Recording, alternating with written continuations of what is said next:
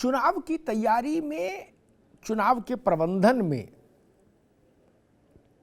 Bharatiya Janata party अपनी प्रतिस्पर्धी प्रतिद्वंदी पार्टियों से ज्यादा व्यवस्थित और ज्यादा त्वरित दिखाई देती है। राष्ट्रीय स्तर पर दो दल हैं, भाजपा और कांग्रेस। कांग्रेस जिस अभियान में पिछले लंबे वक्त से लगी है, भारत जोड़ो यात्रा, उस अभियान को वो कह रही है कि ये न चुनाव हारने जीतने के लिए नहीं है, ये राजनीतिक मामला ही नहीं है। दूसरी ओर भारतीय जनता पार्टी ने अपने कील कांटे दुरुस्त करना शुरू कर दिया।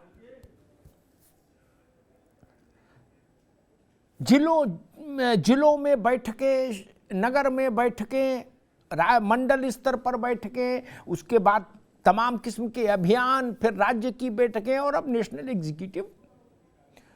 और पार्टी ने यह भी भ्रम दूर किया कि भाई नेतृत्व अध्यक्ष के तौर पर संगठन का कौन करेगा, तो जगत प्रकाश नड्डा को 2024 जून तक के लिए कार्यकाल और दे दिया। लगभग 1.5 साल का कार्यकाल उनके पास अब और रहेगा, यानी नड्डा अध्यक्ष रहेंगे, तभी नड्डा जी की अध्यक्षता में ही भाजपा लोकसभा का चुनाव लड़ेगी।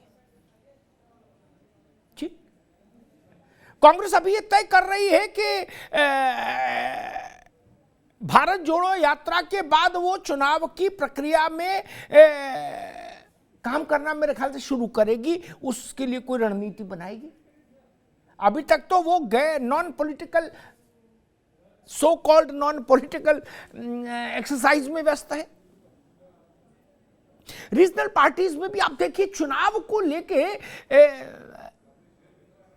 कुछ जगहों को छोड़ दीजिए, चाहे वो मुझे ममता बनर्जी की पार्टी को छोड़ दीजिए या बीजू जनता दल नवीन पटनायक जी की पार्टी को छोड़ दीजिए, और तेलंगाना में चंद्रशेखर राव की पार्टी को छोड़ दीजिए, तो सामान्यतः जो क्षेत्रीय छत्रप हैं उनकी पार्टियां भी चुनाव को लेकर प्रोएक्टिव मोड में अभी नहीं दिख रही।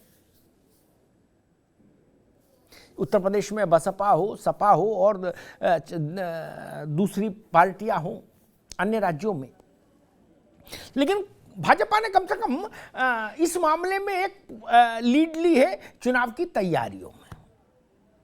अब मसला आता है कि 2023 में 4 सूबे तो ऐसे हैं जहां भाजपा को एक कांग्रेस से सीधा मुकाबला है।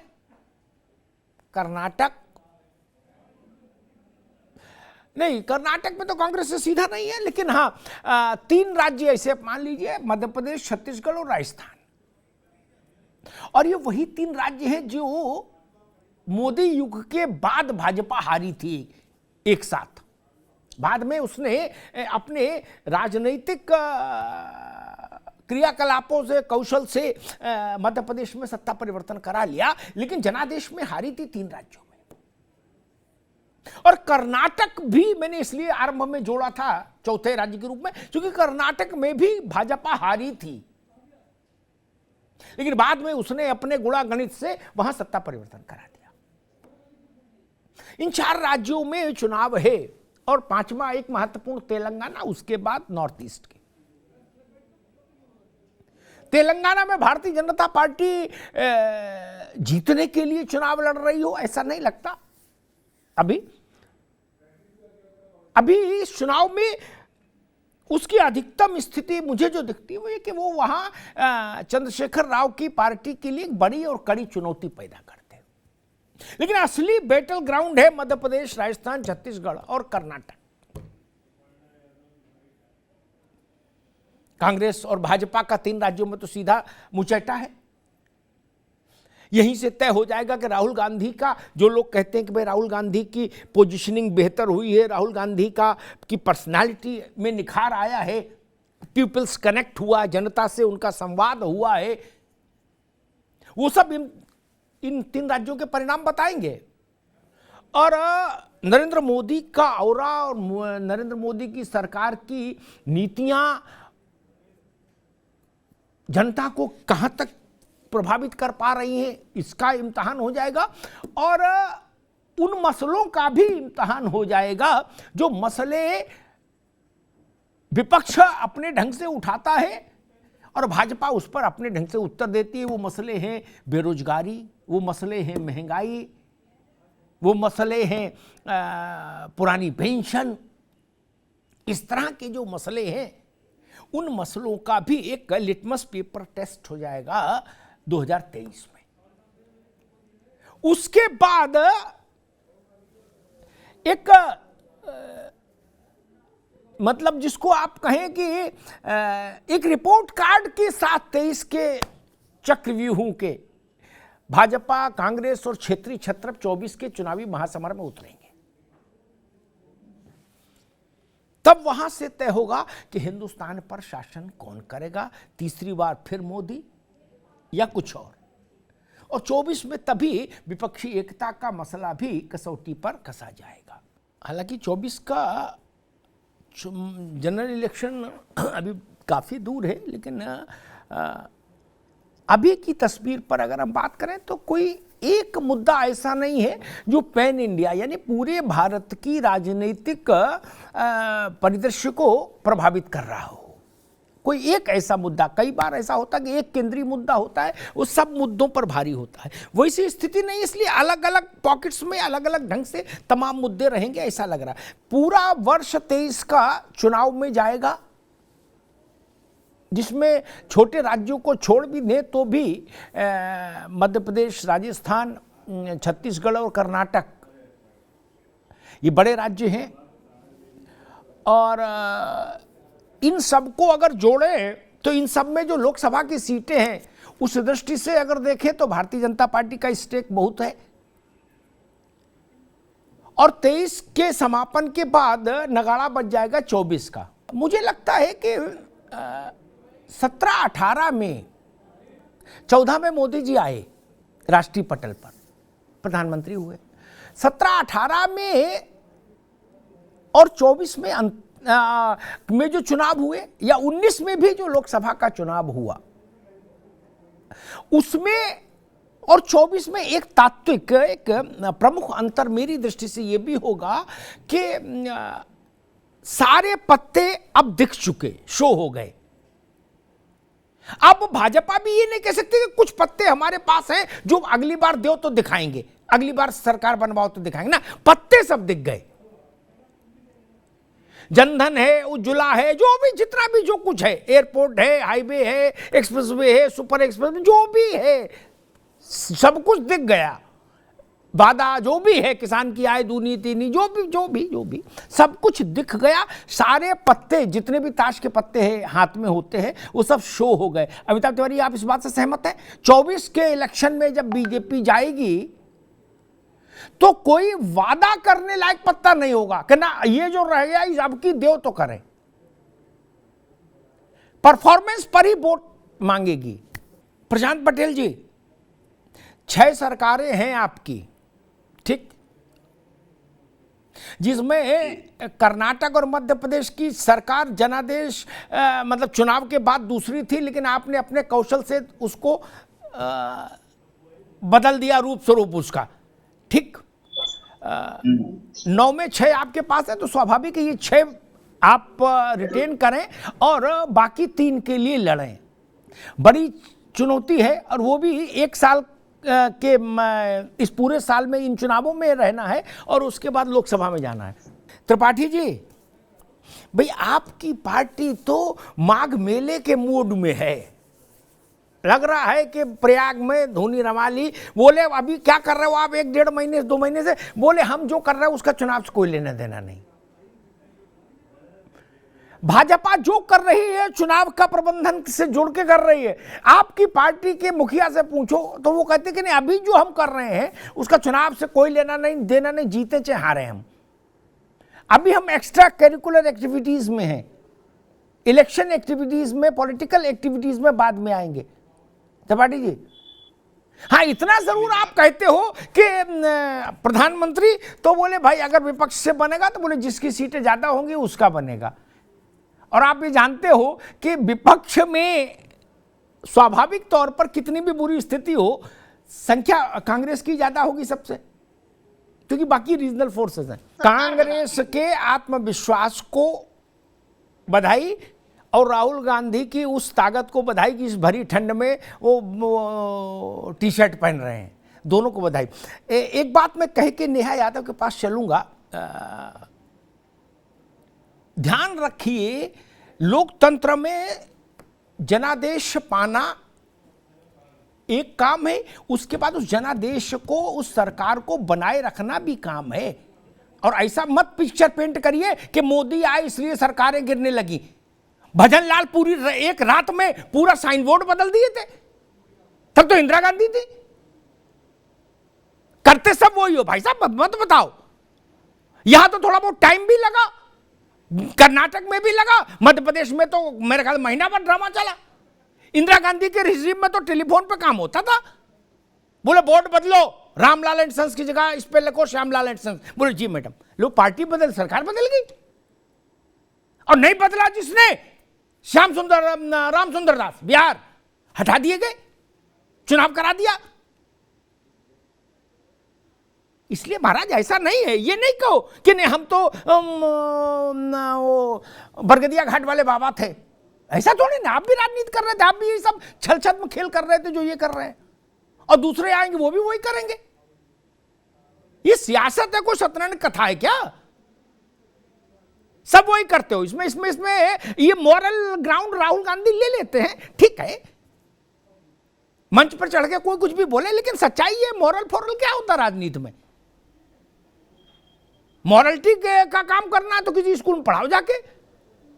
राजनीति में मॉरल वोरल कुछ नहीं चलता, ये सब कहानी कविता है। नेहा यादव जी, अखिलेश जी कह रहे हैं कि जनता हटाना चाहती है भाजपा को, लेकिन विपक्ष को एक फ्रंट या मंच बनाना होगा, कुछ एकजुटता जैसा, ठीक। दूसरी तरफ कांग्रेस से समाजवादी पार्टी एक दूरी रखती है।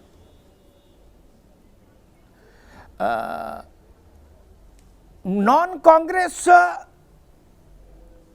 जो रीजनल फोर्सेज बचती हैं उनमें कंट्राडिक्शंस बहुत हैं, ईगो क्लैश बहुत हैं।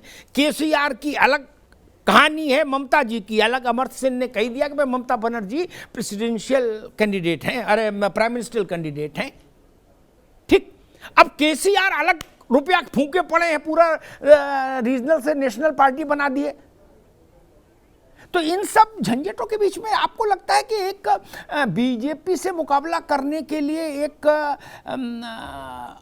परिणाम दे पाने वाला फ्रंट या कोई मंच तैयार हो सकता है अपोजिशन का, या अखिलेश यादव उसके लिए पहल कर सकते हैं? नीतीश जी ने एक नया हेलीकॉप्टर ले लिया, वो कह रहे हम भी देश में निकलेंगे, थोड़ी ठंड कम हो जाए। अब वो अपनी तरह से जोड़ेंगे, अखिलेश जी अपनी तरह से। एक बात कह के मैं प्रशांत के पास दोबारा आऊँगा, अगर वो बीच में उनको खांसी आ गई थी, फिर वंशराज भाई के पास आऊँगा। राजनेताओं को या पार्टी के कार्यकर्ताओं को व्यवहारिक सच को नहीं भुलाना चाहिए।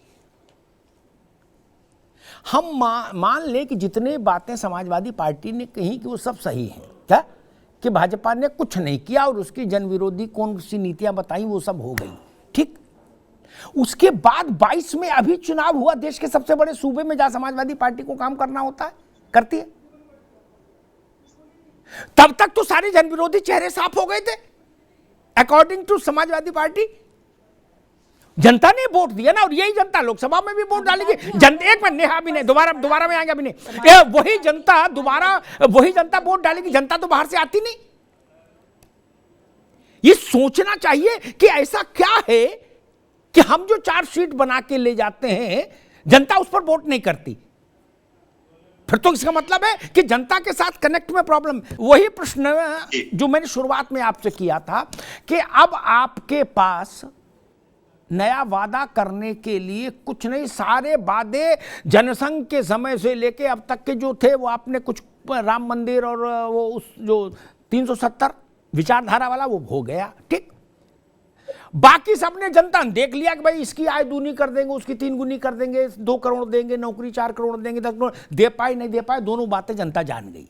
ठीक, अब उसमें मुझे नहीं लगता कोई नया पत्ता चलता है ना भैया। तो अब क्योंकि होता क्या है, बहू नई होती है तो उससे भविष्य की बहुत सारी उम्मीदें होती हैं। क्या बहू पुरानी हो गई तो फिर तो ठीक ही ठीक है, हम जान गए इसका कौशल कितना है, इसकी सीमाएं कितनी हैं। नहीं, इन 9 राज्यों के चुनावों में मेरे ख्याल से आपका बहुत स्टेक नहीं है, क्या है? क्योंकि आपकी पार्टी की भी लीला नियारी है। इन 9 राज्यों में आपका स्टेक मुझे लगता नहीं है ज्यादा, नहीं क्या है? फिर 8 मास्टर फिनलैंड जाएं। मैंने दिल्ली के 1-2 लोगों से पूछा, ऑटो वाले वगैरह, फिनलैंड बोले, वो नहीं, उन्होंने पूछा कि भाई साहब ये बवाल क्या है। मैंने कहा फिनलैंड, बोले ये फिनाइल का नया ब्रांड आया क्या।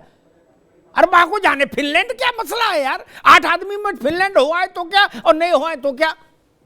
इस मुझे लग रहा है यार इतनी ठंड में इस मुद्दे पर क्या आप तपिश पैदा करना चाहते हैं। इनके इरादे आपने देख ही लिए, ये कुछ करें ना करें, ये आपको हरा के भाजपा के माथे पर रोली टीका तो लगवाई देंगे।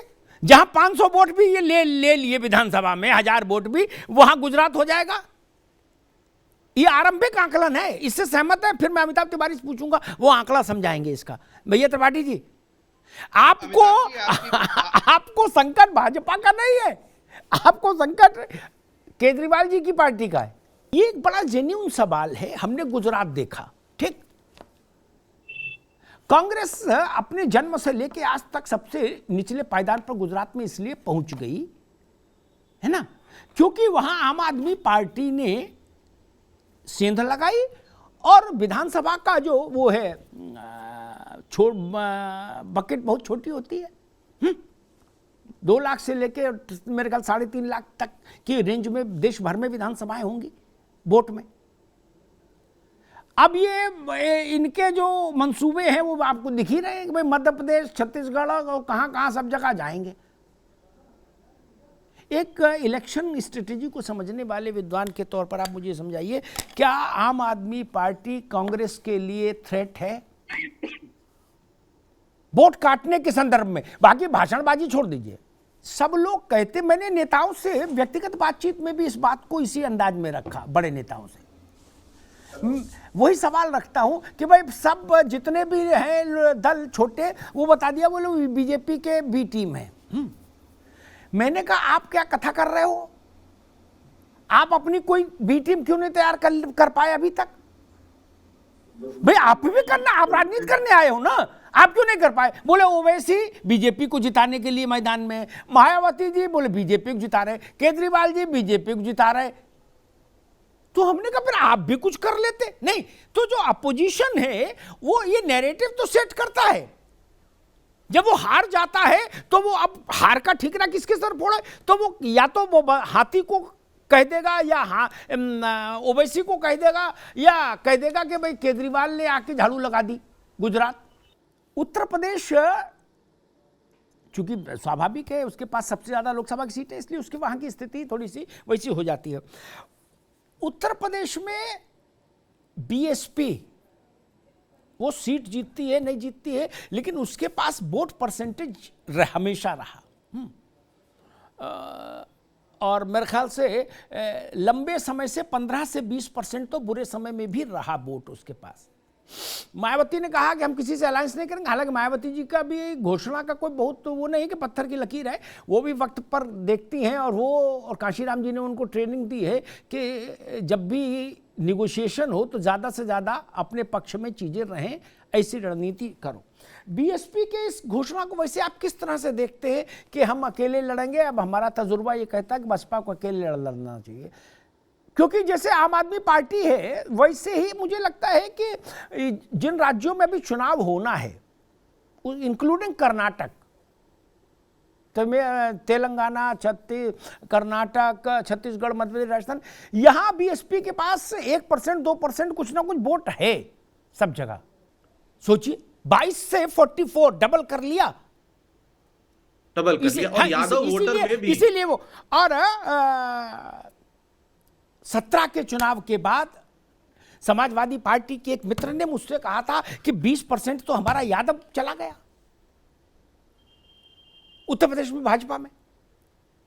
और एक बात हाँ, मैं बसपा के संदर्भ में जरूर कहूंगा, जो अमिता तिवारी और मेरी बात से शायद लोग सहमत होंगे। त्रिपाठी जी, ये होता क्या है कि राजनीति में एक उम्र होती है कि हम चुनाव जीतने के लिए खड़े हैं मैदान में, तो भी कीमत है। एक होती है हम जीतने के लिए नहीं है, जीत नहीं सकते, लेकिन हम हरा सकते हैं, तो भी लोग उसका दरवाजा खटखटाते हैं। मैंने कांशीराम जी के समय आंखों से देखा है, सुना नहीं, गूगल पर नहीं, आंखों से। फोन करिएगा तो पूरा डिटेल बता देंगे। कांग्रेस के 2 बड़े नेता आए थे मध्य प्रदेश पर चर्चा करने, तो कांशीराम जी ने क्या कहा था वो यहाँ नहीं बताऊंगा। तब हराने का ही काम करते थे वो देश भर में। 13% तो बहुत बड़ी अमाउंट है भैया। विधानसभा में 1% 2% की स्विंग में भैंस पानी में चली जाती है। त्रिपाठी जी, गलत कह रहा हूं क्या? आपने बसपा का लाभ लिया है बहुत, आपने बसपा का बहुत लाभ लिया चुनाव जीतने के लिए। नहीं, खाबरी जी के नेतृत्व में वोट कांग्रेस के साथ। खाबरी जी को छोड़ो, अरे आप लोग गजब में करते हो, कौन जान रहा खाबरी जी को? अरे भैया बताओ, आप मायावती जी और खाबरी जी को बराबर खड़ा कर दोगे तो फिर क्या कब बहस होगी? नहीं ना, कोरोना के बाद दौड़ नहीं सकते। कोरोना हो जाने के बाद ठीक हो गए मान लिया, लेकिन दौड़ तो नहीं सकते, अभी तो फेफड़े कमजोर हैं। 2% वोट पर आप कहां जीतोगे? अभी 2 से सीधे 42 हो जाएगा क्या? ऐसा तो देश में कभी नहीं हुआ। खैर, वंशराज जी, मुझे लग रहा है कि जो काम एक दौर में कांशीराम जी करते थे, पंजाब और दिल्ली के अलावा अब वो भूमिका केजरीवाल जी की है। नहीं कि भाई साहब आओ बताओ क्या चाहते हो, है? जहां सिक्का उछाल देंगे वहां कम से कम 1%, 2%, 3%, 5% वोट तो प्रभावित हो ही जाएगा। उतनी बड़ी पार्टी तो है, उतना बड़ा चेहरा है। नहीं तो स्थापित पार्टियों का तो बैंड बज जाता है, उसमें किसी एक का और एक को जयमाला पड़ जाती है। नहीं, मुझे लगता है कि इन 9 राज्यों में से कुछ प्रमुख राज्य और 24 का पूरा इलेक्शन, अगर कोई बड़ा मुद्दा नहीं आया, हालांकि भाजपा के कौतुक पर मुझे कभी, कौतुक की क्षमता पर कभी मुझे संदेह नहीं रहा, वो कुछ भी कौतुक अंत समय में हो सकता है, मुद्दा बन सकता है, भाजपा मुद्दा बनाना जानती है देश भर में। लेकिन अगर मान लीजिए कोई बड़ा मुद्दा नहीं आया, तब ये छोटे फैक्टर, चाहे वो बसपा हो, चाहे ओवैसी हो, चाहे अरविंद जी की पार्टी हो, ये लोग एक निर्णायक भूमिका अदा करेंगे। शिवपाल जी भी आ गए हैं, वो मैं उनको सुन रहा था बिजनौर में, कहीं वो कह रहे थे कि अब हम निकलेंगे तो मोमबत्ती लेके नहीं निकलेंगे, हम जब सड़क पर निकलेंगे तो लंका जला देंगे। तो चाचा बिल्कुल जोश में हैं। जो बात नेहा ने उठाई कि 15 लाख रुपया हर खाते में आना चाहिए, इस बात के बाद लोकसभा का एक चुनाव हो चुका, इस बात के बाद दर्जनों राज्यों में चुनाव हो चुके, हर जगह यह सवाल उठाया विपक्ष ने, जनादेश क्या रहा? जनादेश को तो मानेंगे ना कि जनादेश को भी ठुकरा देंगे और अपना ही हाके रहेंगे? ऐसा तो नहीं चलेगा। 2 करोड़ रोजगार नहीं दिए बीजेपी ने, यह बात कहने तो विपक्ष हर राज्य में गया। ऐसा तो नहीं कि कहीं कहा नहीं, क्या 22 में नहीं कहा था जब भाजपा उत्तर प्रदेश में चुनाव हो रहा था? कहा था पिछड़ों के साथ। अभी अमिताभ तिवारी ने वो एक आंकड़ा बताया, 22% ओबीसी उसके साथ थे, आज 44% ओबीसी भाजपा को वोट कर रहे। तो इसका तो चिंतन करिए। विपक्ष, मुझे भारत की विपक्ष के साथ एक समस्या लगती है, वो अतिवाद के साथ ट्रेवल कर रहा है। राहुल जी आज पता नहीं कहां चले गए, बोले जी मेरी गर्दन काट दो फिर भी आरएसएस के ऑफिस नहीं जाऊंगा। ये भाषा, ये काहे को इतना दूर तक चले जाते हो भाई? गर्दन काटने को उठाने को कहां बात आ गई? को तालिबान है और राजनीति में संवाद विमर्श चलता रहता है। मूल बात यह है कि क्या विपक्ष एकजुट हो सकता है? इसका एक टेस्ट तो अभी हो गया अमिताभ जी, खड़गे जी ने, राहुल जी ने चिट्ठी लिखी लगभग सारे गैर भाजपा दलों को कि भैया आओ बैठो इस जलसा में जो यात्रा के समापन पर होना है दिल्ली में। जो बड़े प्लेयर हैं उन्होंने तो रिस्पॉन्ड ही नहीं किया। न ममता जी ने किया, ना अखिलेश यादव ने किया, न केसीआर ने किया, न नवीन पटनायक ने किया। तो पर रामलाल श्यामलाल को मान लो जो बुला भी लाओ गाड़ी भेज के, तो उनसे क्या होगा? ये एक समस्या है विपक्ष के साथ, कांग्रेस के साथ। और बाकी जो रीजनल फोर्सेस हैं उनके इनर कंट्राडिक्शंस इतने हैं, प्राइम मिनिस्टर मटेरियल इतने ज्यादा लोग हैं कि वहीं संघर्ष हो जाता है और वहां से भी बीजेपी के लिए एक रास्ता खुलता है। पैन इंडिया पहचान रखने वाला व्यक्ति रीजनल फोर्सेस से तो नहीं आ सकता, कांग्रेस से आ सकता था, लेकिन कांग्रेस के साथ बाकी खड़े होने को तैयार नहीं, तो इनका भी मामला गड़बड़ हो गया। बारात तो जोड़नी होगी ना। अभी कांग्रेस उस स्थिति में कहां पहुंची कि कांग्रेस अपने आप अपनी भुजाओं के बल पर राज्य अर्जित कर ले? ऐसा तो है नहीं। ऐसा तो कांग्रेस में भी कोई नहीं मानता। नहीं तो चिट्ठी क्यों लिखते सबको कि आओ आओ भैया आओ, तुम्हें हमारी कसम आओ। न्योता दिए ना। यह बड़ा विषय है। और आप बी टीम कहिए, ए टीम कहिए, कुछ भी कहिए, राजनीति तो तमाम किस्म के समीकरणों को साधने की कला का ही नाम है ना। एक उदाहरण मुझे ध्यान आता है कि सीताराम केसरी अध्यक्ष थे, तो उन्होंने मुझसे कहा कि भाजपा के पक्ष में संघ वाले बड़ा माहौल बनाते हैं। त्रिपाठी जी, तो मैंने कहा कि कांग्रेस संघ जैसा एक वैचारिक संगठन अपने से हट के क्यों नहीं खोल लेती, मेहनत करे? नहीं ना। तो संघ की आलोचना में दो चार भाषण देने से कोई संघ का प्रभाव कम नहीं हो जाएगा। आप क्यों नहीं अपना सपोर्टिंग हैंड कहीं खड़ा कर पाए? नहीं कर पाए ना। भाजपा के आप गिना दोगे, विश्व हिंदू परिषद है, संघ है, ये है, सेवा भारती, वनवासी कल्याण परिषद। अरे आप लोग क्या करते हो? लूडो खेलते हो 5 साल। आप लोग क्यों नहीं खड़ा कर पाते किसी को? कोई अपना सहयोगी संगठन? नहीं हो पा रहा ना। ये एक बड़ा प्रश्न है।